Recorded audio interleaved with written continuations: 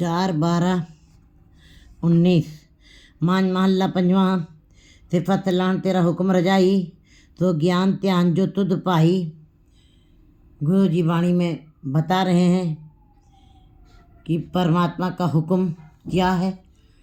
जीव के अंदर भी ये भाव बना है रहता है कि मैं कैसे पवित्र हो जाऊंगा। हर जीव के अंदर इच्छा है कि उस परमात्मा को पा लिया जाए, उस परमात्मा को अपने अंदर प्रकट कर लिया जाए कि किस तरह हम पवित्र हो जाएं, किस तरह हम निर्मल हो जाएं कि हम परमात्मा को प्राप्त कर सकें। तो गुरु जी ने बताया है वहाँ पे कि क्यों सचियारा हो ये, क्यों कूड़े तुट्ठे पाल, कैसे ही आँखों के आगे से माया का पर्दा हट जाए और कैसे हम सचियार हो जाएं, किस प्रकार हमें इस संसार के पदार्थों की चमक से ऊपर उठ जाएं। तो गुरु जी बता रहे हैं हुक्म रजाई चलना।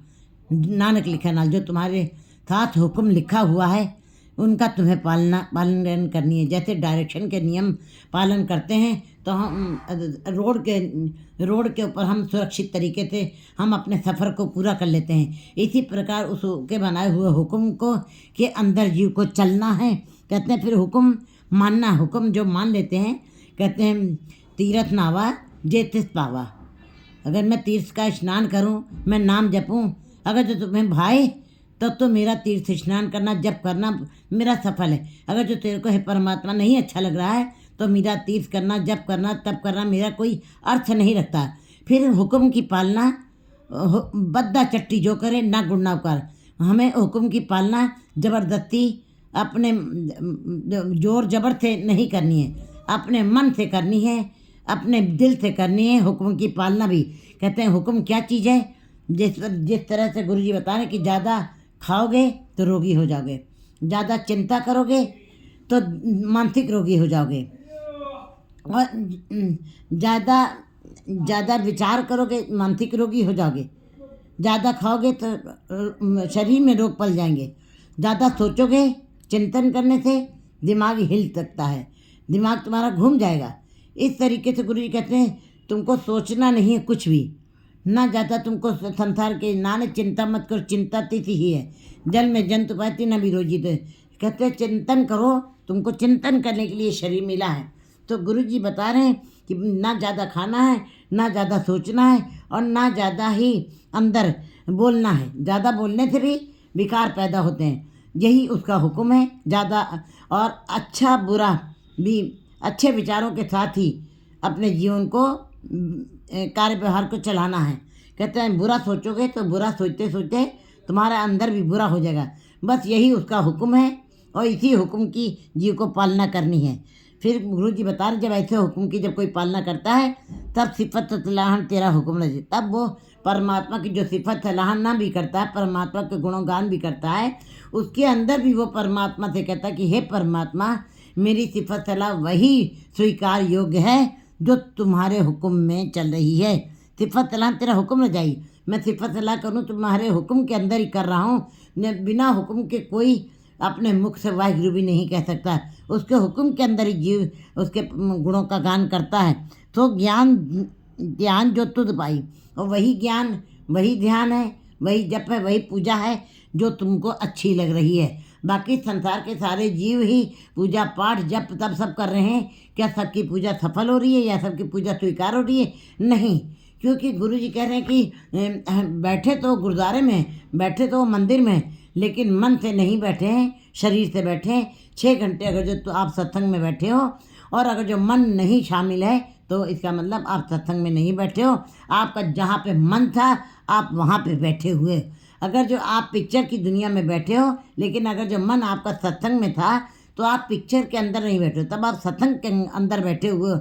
जहाँ पे आपका मन है वहीं पे आपका ध्यान है। जहाँ पे ध्यान है वहीं पे मन हो जाता है। तो गुरु जी बता रहे हैं कि तो ज्ञान ध्यान जो तुझ पाई, वही ज्ञान ध्यान सफल है जो तुम्हें अच्छा लगता है, जो तुमको स्वीकार है, जो तुझ पावे साई पलिकार। तू सदा सलामत रंग जो कुछ तुमको अच्छा लग रहा है, मेरा जप किया हुआ, मेरा तप किया, अगर जो तुमको अच्छा लग रहा है तब जो तुम्हें अच्छा लग रहा है वही ज्ञान ध्यान है। असल में वही है ज्ञान ध्यान। और जो तुम्हें अच्छा नहीं लग रहा है वो उसका कोई प्रतिफल नहीं है, वो व्यर्थ जा रहा है।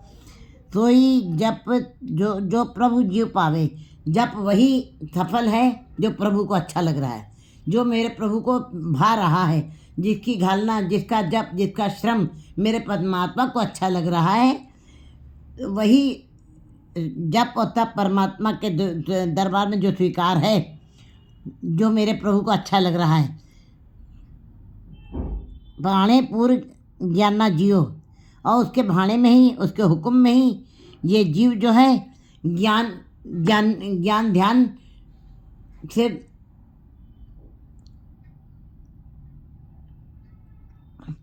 ज्ञान ध्यान से पूरित हो जाता है। अमृत नाम तेरा सोई गावे, हे प्रभु पर तुम्हारे नाम का अमृत का गान वही करेगा, सारे संसार के जीव नहीं करेंगे। कहते हैं अमृत नाम तेरा सोई गावे, कौन गाएगा? जो साहेब तेरे मन पावे। हे साहब, जो तेरे मन को अच्छे लग रहे हैं, जो जीव तुमको अच्छे लग रहे हैं, वही अमृत का नाम, जो जीव तेरा नाम जप रहे हैं, जो तुमको अच्छे लग रहे हैं, उन्हीं का नाम जपा हुआ सफल है। वही नाम जपा हुआ नाम कहलाएगा। तू संतन का संत तुम्हारे, संत साहब मन माना जियो। कहते तू संतन का है क्योंकि परमात्मा संतों का है और संत तुम्हारे हैं।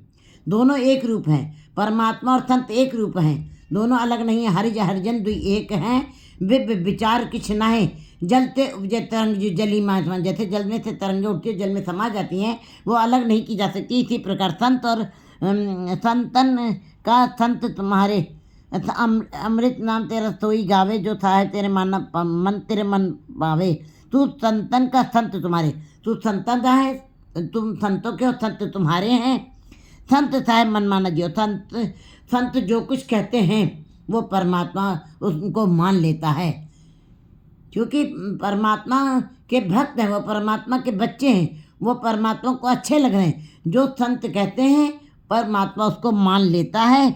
मानना जियो।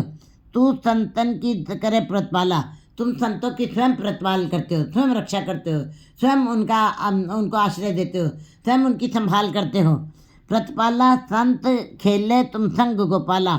और संत ही ऐसे हैं, संत किसको कहते हैं? जिन्होंने अपने जीवन का अंत ही सत्य के साथ किया हो, उसको संत कहते हैं। संत बनना आसान नहीं है, संत की पहचान करना भी आसान नहीं है। संत की पहचान वही कर पाएगा जो संत जैसा हो जाएगा।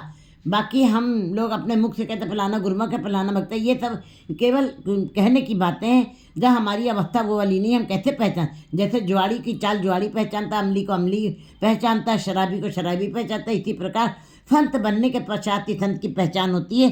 संत खेले तुम संग गोपाला, और संत ही तुम्हारे साथ खेलते हैं, तुम्हारे साथ रंग मानते हैं, तुम्हारे साथ आनंद लेते हैं और खेड़े में रहते हैं और सब विगास में रहते हैं। नानक भगता सदा विगास।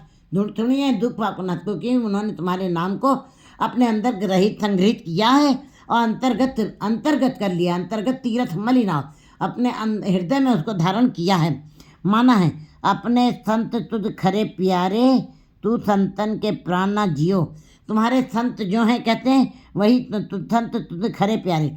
वो खरे हैं, वो शुद्ध हैं, वो निर्मल हैं, वो पवित्र हैं, इसीलिए तुमको प्यारे हैं। वो बाहर और अंदर दोनों से पवित्र, जिन पट अंदर बाहर गुदड़, ऐसे तुम्हारे संत हैं। बिल्कुल रेशम की तरह कोमल, तुम भी तो अपन से भरे, तुम भी कोमल हो, तुम ही दया की मूर्ति हो। इसी प्रकार तेरे संत भी तेरे ही गुणों की को अपना करके तेरे जैसे हो गए हैं। अपने संत तुझ खरे प्यारे, इसीलिए तुम्हारे संत तुम्हें बहुत ही अच्छे लगते हैं। तू संतन के प्राण जियो, तुम संतों के प्राण हो, तुम संतों की शक्ति हो, तुम संतन की चाल हो, तुम संतन की गतमित हो। उन संतन के मेरा मन कुर्बाने, जिन तू जाता सो तुझ मन पाने।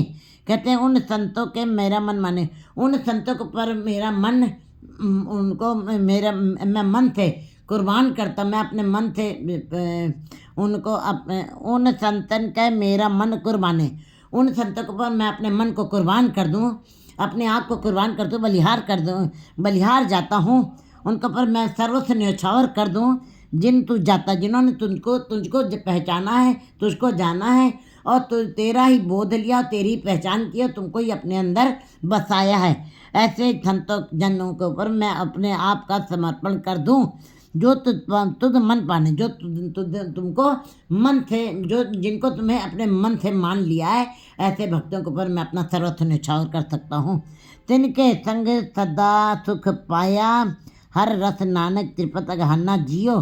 कहते उन संतों के संग रह करके मुझको सदा ही सुख मिला है। हर रस नानक त्रिपत अगहना जियो, और हरि नाम का रस लेकर के विषय विकारों से निर्लिप्त हो जाता है जीव, विषय विकारों से ऊपर उठ जाता है, विषय विकार अपने आप ही खत्म हो जाते हैं, और जीव जो है परमात्मा के नाम में आनंद लेता है, रंग माणता है। 4-13-20